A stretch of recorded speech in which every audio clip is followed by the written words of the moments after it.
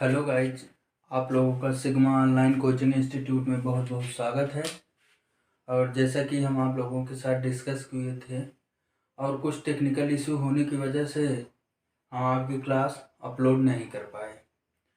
तो जैसा कि आप लोगों को मालूम है कि आपकी पहली क्लास जो है 11th की केमिस्ट्री है और अभी हम टाइम टेबल में कुछ संशोधन करेंगे क्योंकि दिन में नेट का बहुत इशू रहता है। हम आपकी वीडियो जो है रात में अपलोड करेंगे और आप लोग प्लेलिस्ट में जाके सुबह अपनी वीडियो देख सकते हैं, अपनी क्लास देख सकते हैं।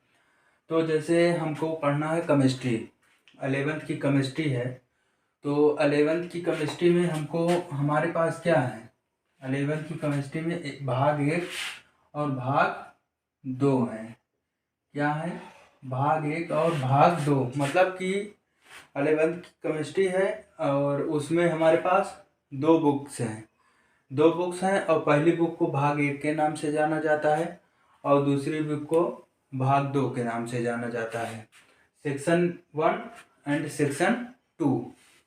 ओके, तो सेक्शन 1 में जो हमको पढ़ना है, सेक्शन 1 में पढ़ना है वो क्या पढ़ना है हमको। सेक्शन 1 में पहला टॉपिक, पहला यूनिट जो है हमारा, पहला यूनिट है रसायन विज्ञान की मूल अवधारणाएं। क्या पढ़ना है? रसायन विज्ञान की मूल अवधारणाएं। मतलब कि जैसे रसायन विज्ञान में की मूल अवधारणाएं क्या है, वो सब चीजें हमको पढ़नी है। क्या? यूनिट फर्स्ट में। ये हमारा क्या है? ये यूनिट है। और दूसरी यूनिट है परमाणु की संरचना। हमारे एटम्स किस तरीके के कैसे बने होते हैं, उन सब के बारे में जो है हम क्या पढ़ेंगे, इसमें पढ़ेंगे, इस यूनिट में, परमाणु की संरचना जिसे कहते हैं। ठीक, आगे है हमारा तीसरा है तत्वों का वर्गीकरण एवं गुणधर्मों में आवर्तिता। क्या है कि तत्वों का वर्गीकरण एवं गुणधर्मों में आवर्तिता। जो भी हमारे तत्व हैं उनका वर्गीकरण किया जाएगा कि कौन से किस प्रॉपर्टी को फॉलो कर रहे हैं, और तो उसी के आधार पे इनका क्या किया जाएगा, वर्गीकरण किया जाएगा। तत्वों का वर्गीकरण एवं गुणधर्मों में आवर्तता हमारा तीसरी यूनिट है। और चौथी यूनिट क्या है? चौथी यूनिट है रासायनिक आबंधन तथा आणविक संरचना। चौथी यूनिट हमारी क्या है? रासायनिक आबंधन तथा आणविक संरचना। रासायनिक आबंधन से मतलब है कि जैसे हमारे बॉन्ड होते हैं, उससे कहने का मतलब। और आणविक संरचना ये इसके बारे में हम पढ़ेंगे। और द्रव्य की अवस्थाएं, द्रव्य की कितनी अवस्थाएं होती हैं? जैसे ठोस, 3 अवस्थाएं होती है द्रव्य की, ठोस, द्रव और गैस। ठोस, द्रव और गैस, इन तीनों के बारे में हमको स्टडी करना है। आगे क्या है? थर्मोडायनेमिक्स, जिसे क्या कहेंगे? ऊष्मागतिकी। थर्मोडायनेमिक्स ये हमारा जो है 6th यूनिट है। और 7th यूनिट जो है इक्विलिब्रियम, साम्यावस्था।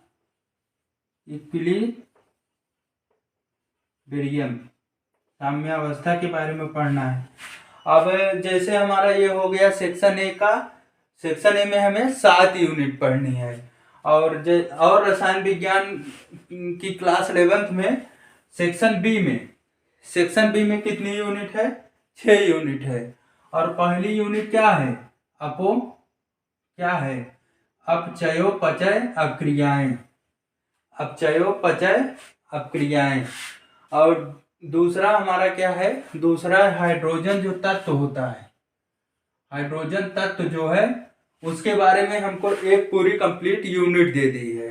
तीसरा जो है हमारा क्या होगा? तीसरा क्या है? तीसरा हमारा यस ब्लॉक के तत्व।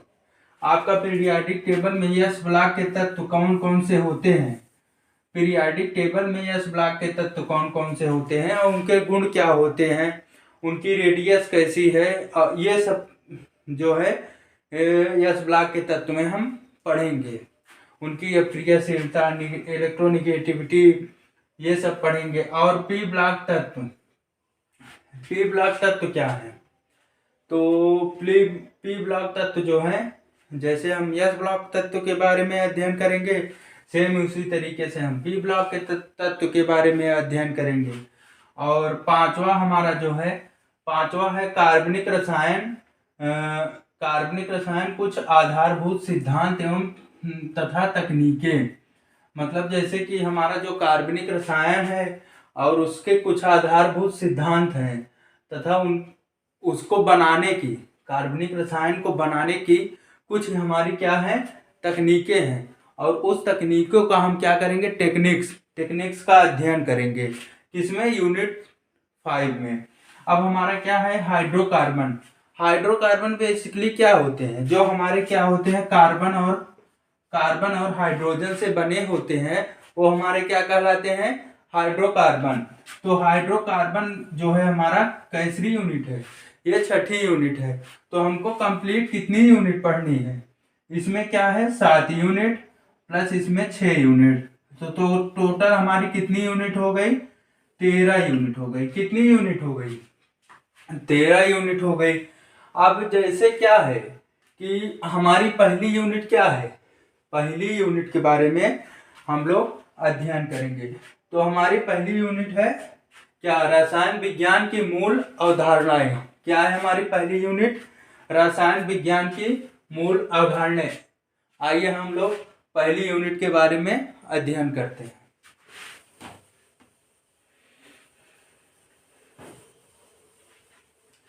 आप लोगों की पहली यूनिट क्या है, आप लोगों की पहली यूनिट है रसायन विज्ञान की मूल अवधारणाएं।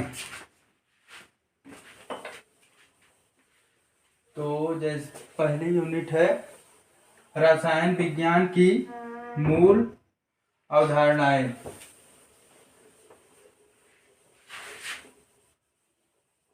और पहली बुक है सेक्शन 1, जिसे हम कह सकते हैं सेक्शन 1 में यूनिट 1 क्या है, रसायन विज्ञान की मूल अवधारणाएं।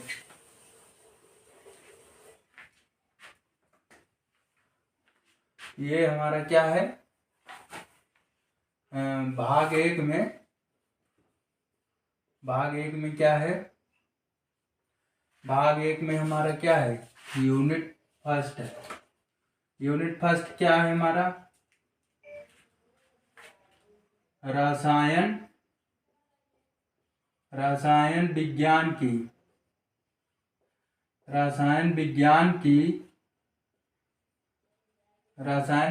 की मूल अवधारणाएं। ये हमारा क्या है, यूनिट 1 है। तो आइए हम देखते हैं कि रसायन विज्ञान की मूल अवधारणाएं क्या क्या हैं। तो जैसे रसायन विज्ञान का महत्व, ये हमारी पहली अवधारणा है। जैसे तो पहला जैसे हमारा क्या है, रसायन विज्ञान का महत्व। तो आप लोगों को जैसे मालूम होगा कि हमारे डेली लाइफ मतलब रेगुलर जीवन में रसायन विज्ञान का बहुत बड़ा महत्व है। ठीक, अभी जैसे हम बताते हैं आपको रसायन विज्ञान का महत्व। तो जैसे रसायन विज्ञान का महत्व हम कैसे कह सकते हैं कि अभी जैसे हम मार्कर से आप लोगों को पढ़ा रहे हैं, ठीक, इसके अंदर कुछ केमिकल्स हैं। वो क्या है, केमिकल्स, वो भी रसायन विज्ञान के अंतर्गत आते हैं। ये जो बना है मार्कर का ये प्लास्टिक पीवीसी, ये भी क्या आता है, रसायन विज्ञान के अंतर्गत आता है। नॉर्मली हम जो रेगुलर पानी यूज करते हैं H2O, ये भी तो रसायन के अंतर्गत आता है। और बहुत सारी चीजें हैं, जैसे आप तेल यूज करते हैं, साबुन यूज करते हैं, डिफरेंट पदार्थ आप यूज करेंगे।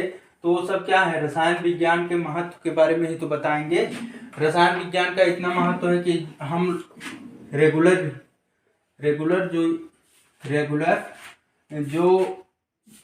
रेगुलर जो हम वस्तुएं उपयोग करते हैं उसमें कुछ न कुछ केमिकल पाई जाती है। इसीलिए यहाँ पे बताया गया है कि रसायन विज्ञान का जो महत्व है वो बहुत बड़ा महत्व है हमारे रेगुलर जीवन में। और फिर और दूसरा क्या है, दूसरा हमारा है कि दूसरा दूसरा हमारा है क्या, दूसरा हमारा द्रव्य है। द्रव्य मतलब जैसे पदार्थ। तो द्रव्य वह है जिसमें द्रव्यमान पाया जाता है और जो स्थान घेरता है। क्या होता है? द्रव्य वह होता है वह जो स्थान घेरता है और कुछ न कुछ द्रव्यमान पाया जाता है, उसे हम क्या कहते हैं? उसे हम द्रव्य कहते हैं। ठीक। तो जैसे अब हम लिखेंगे द्रव्य या पदार्थ। क्या? द्रव्य या पदार्थ। तो इसे हम कहेंगे, क्या कहेंगे कि जैसे वह जो स्थान घेरता है। क्या?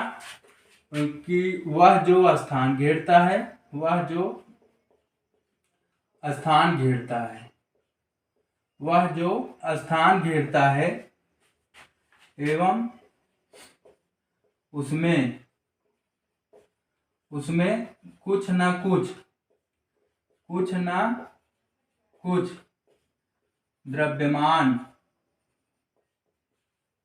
कुछ द्रव्यमान पाया जाता है,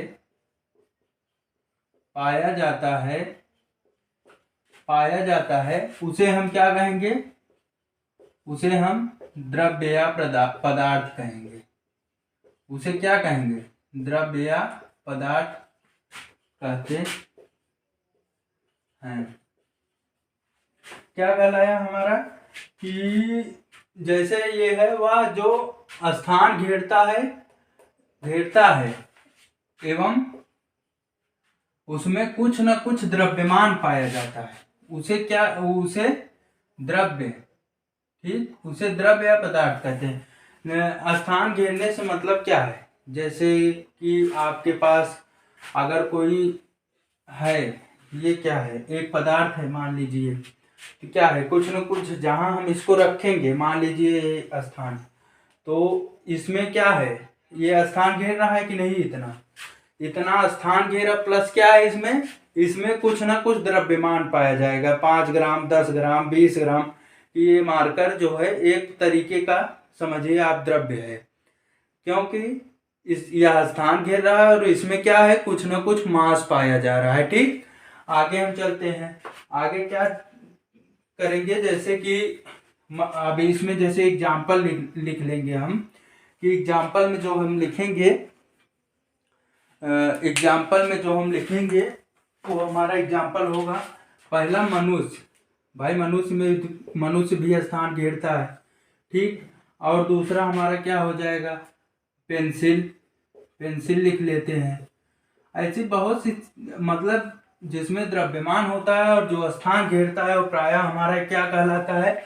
वो हमारा द्रव्य कहलाता है। ठीक, तो और एग्जाम्पल में जैसे हम देख लेते हैं, मोबाइल फोन्स भी देख लेते हैं, मोबाइल देख लेते हैं आपकी।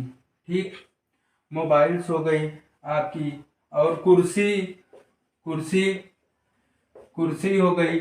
वायु अब आप लोग थोड़ा सोचेंगे कि वायु कैसे होती है। तो वायु ऐसे है कि जैसे हमारे पास क्या है? एक बैलून है। क्या है? एक बैलून है, और उसमें क्या करते हैं हम? उसमें बहुत सारी हवा भर देते हैं, तो वो भी क्या है? स्थान है ना, स्थान घेर रहा है, और इसमें इसका कुछ ना कुछ द्रव्यमान भी होगा, इसीलिए यह भी हमारा क्या है? एक तरीके का द्रव्य है। आप लोग इसका अगर जैसे कि आए तो आप एक बैलून लीजिएगा और थोड़ा प्रैक्टिकल कीजिएगा। प्रैक्टिकल ये कि उसमें हवा भरिएगा, उसके बाद उसका द्रव्यमान निकालना है, तो आसपास की जैसे तराजू होती है, इलेक्ट्रॉनिक तराजू, उस पर रखिएगा, देखिएगा आपको कुछ न कुछ द्रव्यमान जरूर मिलेगा। और स्थान घेरने के आशय है कि बैलून स्थान तो घेरता ही है, उसको बताने की जरूरत नहीं है। ठीक, ये हो गया। और आदि। ठीक, आगे हम लोग चलते हैं। अब जैसे क्या है कि पदार्थ की कितनी अवस्थाएं होती हैं। ठीक, तो ये हो गया कि पदार्थ की क्या होती है? तीन अवस्थाएं होती हैं। कौन कौन सी अवस्थाएं होती हैं? आपकी पदार्थ की तीन अवस्थाएं होती हैं, जो हमारी होती हैं क्या, पदार्थ की तीन अवस्थाएं होती हैं। कितनी? पदार्थ की तीन अवस्थाएं होती हैं। तो भौतिक अवस्था के आधार पर क्या है? भौतिक अवस्था के आधार पर भौतिक अवस्था के आधार पर भौतिक अवस्था के आधार पर पदार्थ की तीन अवस्थाएं होती हैं। तीन अवस्थाएं होती हैं। भौतिक अवस्था के आधार पर पदार्थ की तीन अवस्थाएं होती हैं। पहली क्या है हमारी? पहली है, जैसे आपकी पहली क्या है, तो पहली है हमारी, पहली अवस्था हमारी क्या कहलाएगी? पहली अवस्था हमारी ठोस है। ठोस, ये हमारा पहला हो गया। दूसरी अवस्था हमारी क्या कहलाएगी? द्रव कहलाएगी। ठीक। और तीसरी अवस्था क्या है? तीसरी अवस्था क्या कहलाएगी? गैस कहलाएगी। क्या कहलाएगी? गैस।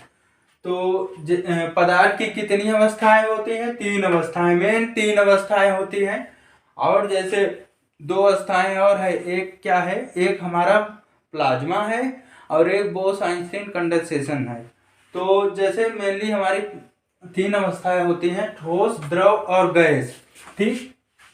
तो अब हम ठोस को कैसे डिफाइन करेंगे और द्रव को कैसे डिफाइन करेंगे, गैस को कैसे डिफाइन करेंगे?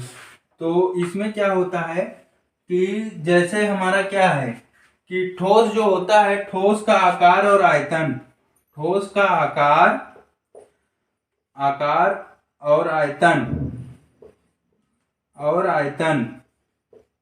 दोनों क्या होता है? दोनों निश्चित होता है। ठोस का आकार एवं आयतन दोनों निश्चित होता है। निश्चित कैसे होता है? ऐसे समझिए आप लोग, जैसे हमारे पास एक रॉड है। ठीक।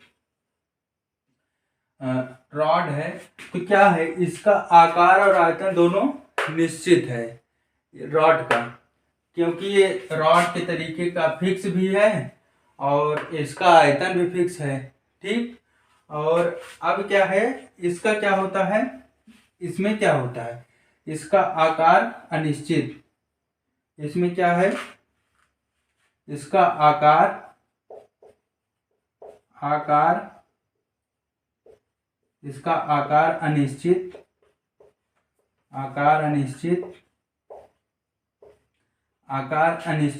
और आयतन निश्चित होता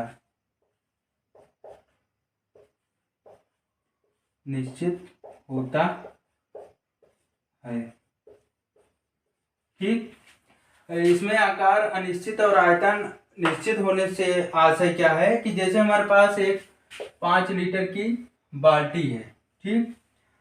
तो बाल्टी है, ये 5 लीटर की है, ये इसका क्या हो गया? आयतन हो गया। ठीक। और इसमें जो है, इसको हम 10 लीटर की बाल्टी में डाल देंगे। ठीक। तो इसलिए कहा है कि इसका आयतन अनिश्चित और आकार अनिश्चित और आयतन निश्चित होता है। ठीक।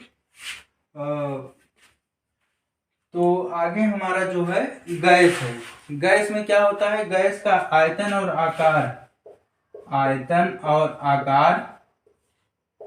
आयतन, यहाँ पे आप लोग पहली प्रॉपर्टी है आयतन और आकार दोनों अनिश्चित होते हैं। क्या होते हैं? दोनों अनिश्चित होते हैं। ठीक।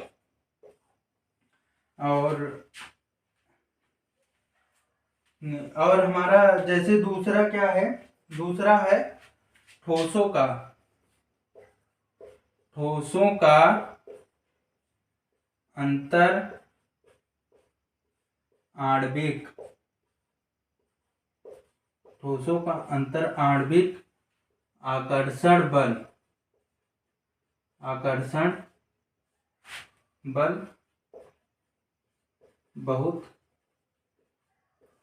अधिक होता है।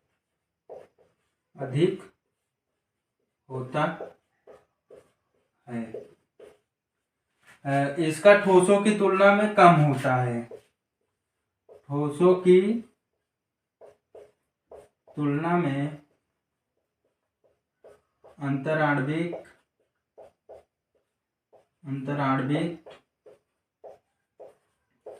आकर्षण बल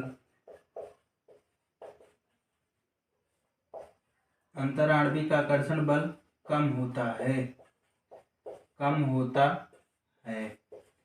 और इसमें क्या होता है, इसका जो है अंतराण्विक आकर्षण बल सबसे कम होता है। आणविक आकर्षण बल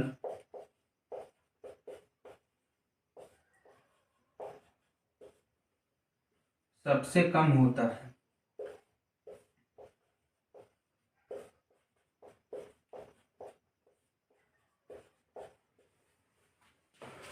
आप लोग इतना तैयार करिए और चैनल को ज़्यादा से ज़्यादा शेयर, लाइक एंड सपोर्ट करें, जिससे ये वीडियो और लोगों तक पहुंच सके। और आगे के और प्रॉपर्टीज हैं इसमें, जैसे ठोस, द्रव और गैस में, तो उसको हम कल आपको बताएंगे। तो आप लोग इसका स्क्रीनशॉट लीजिए और चैनल को ज़्यादा से ज़्यादा सपोर्ट कीजिए। धन्यवाद।